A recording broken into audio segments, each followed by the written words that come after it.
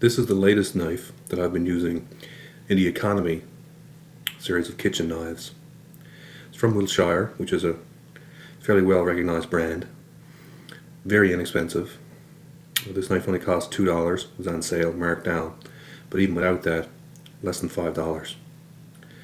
The initial sharpness was quite low.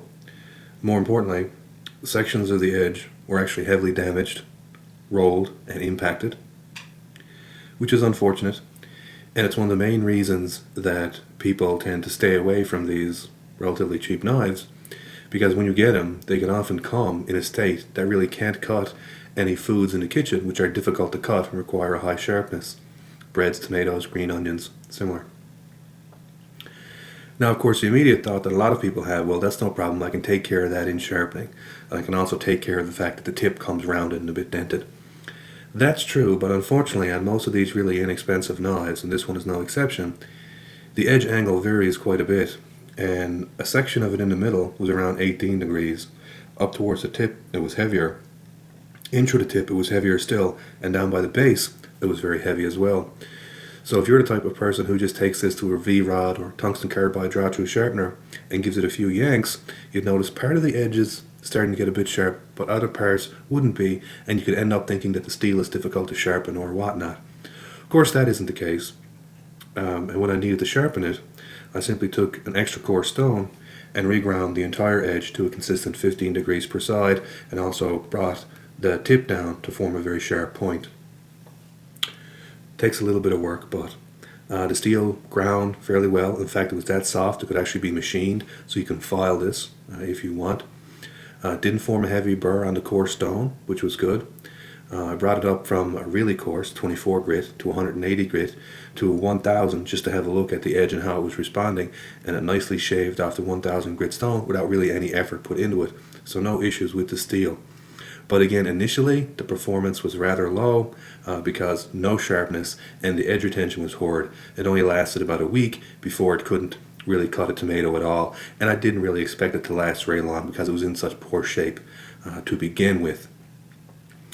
Beyond just sharpness, the edge is rather thick, and it came about 18 degrees per side for most of the blade, but sections of it were significantly higher than that.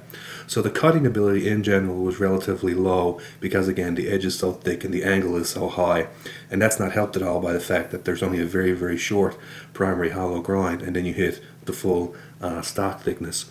And there's much more numbers in the description. I'm just giving an overview here. So if I was to compare this, for example, in the kitchen to this, this is a very old carving knife from Solingen in Germany. This is not the original handle. I rehandled it as basically an experiment to see if you could make a functional handle, very, very simple. And all I did was take 2 pieces of pine, did a very, very quick and dirty Japanese style handle, and then just pressed it with Gorilla Glue. Didn't router out the handle slabs at all, just smashed them together in a vise, left it there overnight, and this has been working fine for months. Thrown in the kitchen to wash, relatively heavy use. This has the same stock thickness as on the Wiltshire, within like 0.005 of an inch in the difference, but it has a full flat grind, so it tapers, and the edge, of course, is ground at a much lower angle. So cutting performance is not even comparable. It's not even 2 to 1. This is effortless compared to the amount of force that's used in the Wiltshire, and there's much more control. This has a few issues which I may or may not take care of. You can see it has a bit of a recurve. I should probably bring this down and flatten it out, make it a bit straight, but I may or may not do that. The cutting ability of this, in fact, is so low that it's outclassed by knives that normally you wouldn't expect to perform well in the kitchen, but again, it's due to the cutting ability of this is just so low due to the very short hollow grind, thick edge, high edge angle, and low initial sharpness.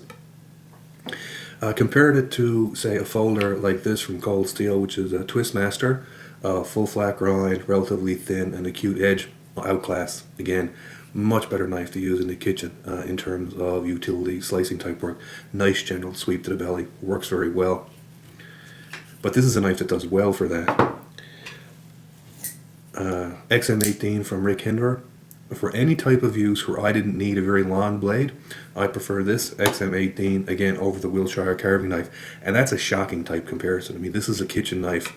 This is sort of a heavy duty use tactical folder. This is the slicer grind, but again, this is a heavier built folder. It shouldn't be in the same class, and again, that shows you just how overbuilt the Wiltshire is in terms of durability. As a very silly example, I've been using this lately, which is an insane cleaver from Aryanik. This is called a gigantic cleaver for obvious reasons. It's just a brute of a knife. Mainly, of course, this is intended for extremely heavy work. I've been doing some other work with it just because I find it amusing, and it's, you know, kind of nice to have some fun. Curiously enough, it has a very nice gentle sweep to the edge, a full continuous arc, so it actually does nice racking cuts well, again, but you have to be able to handle the brute force it takes just to maneuver this. But if you forget about the force or the weight of the knife in hand and just look at the actual forces used in cutting, again, I would take the Cleaver over the Wiltshire as it came, again showing you just how poorly it actually did as boxed. Again, comes very dull, edge is very thick, angle is very high, and very short primary grind. In terms of general comfort, security of the grip, durability, easy to clean, that type of thing, the grip is contoured in both dimensions, both in width and in thickness. It thins out greatly right here towards the front of the handle. If you're doing hammer style work where you have the hand knife like this, it's uncomfortable. There's not enough of the grip here to give you a purchase, and it just feels loose. But again, normally you don't work with a carving or slicing knife like this. In pinch grips, this very thin section here is very nice. And similar when you're using, say, your index finger forward or your thumb forward, again, I like this where it thins out dramatically right here. There's an abrasive point right here where the handle meets. There's an abrasive point right here where the handle meets. And the spine is fully squared off. The edges are not even broken. So there are some issues with discomfort. These are not difficult to fix. Some sandpaper, you can easily round this off. Again, even easier, round this off right here, and you can see how square the transition is right here between handle and blade. Again, you can round that off and round this off. The only thing I would note is that you really have no way of knowing where the steel is around these area, so you might want a decent epoxy with a filler in it, which is meant to set up very hard in case you do grind off a bit too much. You can sort of put that back and then sand it and finish it. Again, keeping in mind this is a $2 knife. It does have basically this extended area which is not sharpened here, and that's probably left there for safety. And not only does the primary grind not come all the way down to the handle, the actual edge bevel doesn't run the full way to the primary grind. And that is probably, again, because there's almost no guard there and it's a bit slick, your hand could ramp up there and it's a bit of a safety precaution. But I'll take that and grind it all the full ways back there. That's not a functional concern for me. The handle does clean up relatively easy. Didn't notice any fluids, any bloods or vinegars or acids soaking in it, no big issue. It's nicely sealed to the blade right here, no gaps or crevices for nothing to go down into. It's relatively durable. For a soft grip, it's very easy to cut if another knife comes in contact with it, that type of deal. So throwing it in a kitchen drawer, banging it around like that, they'll probably get a bit abraded. But other than that, I really had no issues with it. It's relatively resistant to heat. It takes about 4 seconds with exposure to an open flame for it to actually catch fire, which is relatively high for soft handles. Some of them ignite almost immediately. So overall, for about $2, this is what most people would expect. It doesn't come very sharp, edge is relatively thick, angle is relatively high, spine is squarish, not well finished off up in this area, and again, much more of a utility style knife than an actual slicing or cutting knife. This is the kind of knife that you would use if you were prying apart frozen foods, chopping the knuckles off the end of chicken legs, that type of deal, you know, scraping your barbecue, tasks like that. Now you can make a relatively high performance knife out of it.